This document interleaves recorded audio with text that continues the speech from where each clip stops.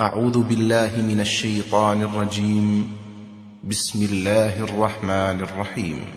الرحمن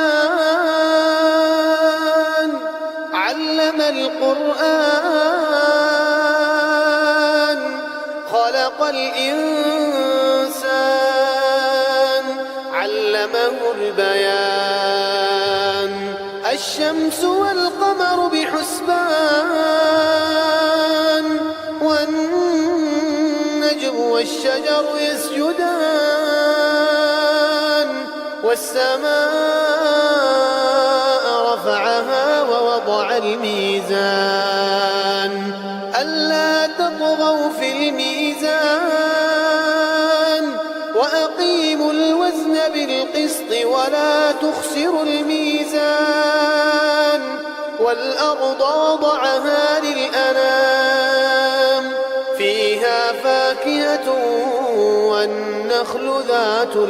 الأكمام والحب ذو العصف والريحان فبأي آلاء ربكما تكذبان خلق الإنسان من صلصال كالفخار وخلق الجان من مارج من نار فبأي آلاء ربكما تكذبان رب المشرقين ورب المغربين فبأي آلاء ربكما تكذبان مرج البحرين يلتقيان بينهما برزخ لا يبغيان فبأي آلاء ربكما تكذبان يخرج منهما اللؤلؤ والمرجان فبأي آلاء ربكما تكذبان وله الجوار المنشآت في البحر كالأعلام فبأي آلاء ربكما تكذبان كل من عليها فان ويبقى وجه ربك ذو الجلال والإكرام فبأي آلاء ربكما تكذبان يسأله من في السماوات والأرض كل يوم هو في شأن فبأي آلاء ربكما تكذبان سنفرغ لكم أيها الثقلان فبأي آلاء ربكما تكذبان يا معشر الجن والإنس إن استطعتم أن تنفذوا من أقطار السماوات والأرض فانفذوا لا تنفذون إلا بسلطان فبأي آلاء ربكما تكذبان يرسل عليكما شواظ من نار ونحاس فلا تنتصران فبأي آلاء ربكما تكذبان فإذا انشقت السماء فكانت وردة كالدهان فبأي آلاء ربكما تكذبان فيومئذ لا يسأل عن ذنبه إنس ولا جان فبأي آلاء ربكما تكذبان يعرف المجرمون بسيماهم يعرف المجرمون يؤخذ بالنواصي والأقدام فبأي آلاء ربكما تكذبان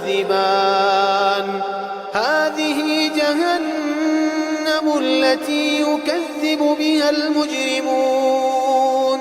يطوفون بينها وبين حميم آن فبأي آلاء ربكما تكذبان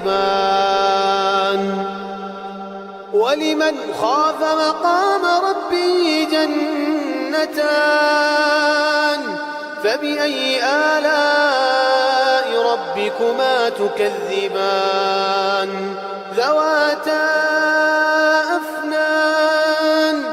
فبأي آلاء ربكما تكذبان فيهما عينان تجريان فبأي آلاء ربكما تكذبان فيهما من كل فاكهة زوجان فبأي آلاء ربكما تكذبان متكئين على فرش بطائنها من استبرق وجنى الجنتين دان فبأي آلاء ربكما تكذبان فيهن قاصرات الطرف لم يطمثهن إنس قبلهم ولا جان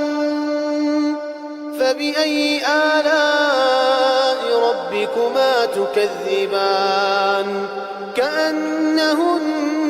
الياقوت والمرجان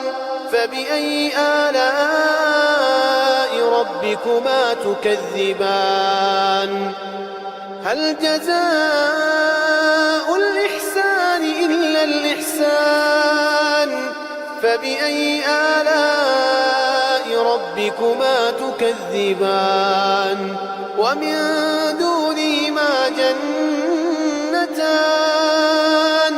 فبأي آلاء ربكما تكذبان مدهامتان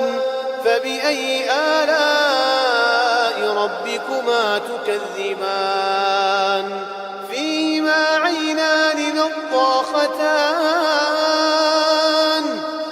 فبأي آلاء ربكما تكذبان فيهما فاكهة ونخل ورمان فبأي آلاء ربكما تكذبان فيهن خيرات حسان فبأي آلاء ربكما تكذبان حور مقصورات في الخيام فبأي آلاء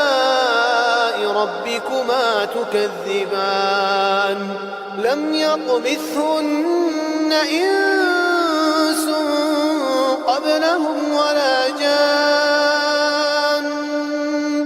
فبأي آلاء ربكما تكذبان متكئين على رفرف خضر وعبقري حسان فبأي آلاء ربكما تكذبان تبارك اسم ربك ذي الجلال والإكرام